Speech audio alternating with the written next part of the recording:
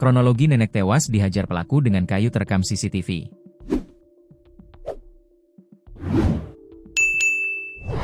Aksi para pelaku pembunuhan disertai perampokan terhadap wanita bernama Dimaris Isnisitio, 60, di Pekanbaru, terekam CCTV. Korban ditemukan tewas mengenaskan di dalam rumahnya di Jalan Kurnia 2, Kelurahan Limbungan Baru, Kecamatan Rumbai, Rabu, 29 April 2026. Dalam rekaman CCTV yang beredar, terlihat bagaimana alur kejadian.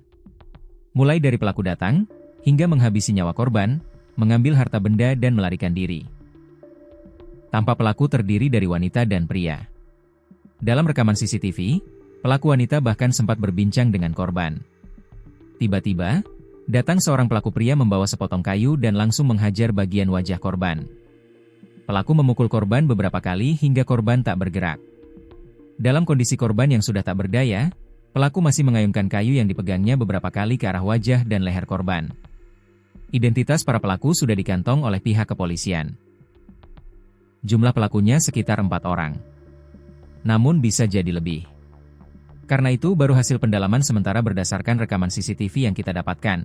Sebut Kanit Reskrim Polsek Rumbai Pesisir Ibtu Dodi Vivino, Kamis, 30 April 2026. Dodi menegaskan, identitas pelaku sudah dikantongi oleh pihaknya. Kini sedang dalam proses pengejaran. Untuk pelaku dari analisa CCTV sudah diketahui, saat ini sedang kami kembangkan guna dilakukan penangkapan, tegasnya.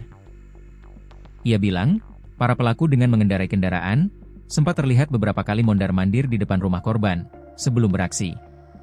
Mereka sempat berhenti di depan rumah korban, beberapa kalilah, memantau situasi sekitar, ucapnya. Dodi mengungkap, selain menganiaya korban hingga tewas, pelaku juga membawa kabur sejumlah barang berharga. Ada beberapa barang yang hilang, di antaranya perhiasan, uang tunai dan handphone, kata Dodi. Peristiwa tragis ini pertama kali diketahui oleh suami korban, Salmon Meha, 66.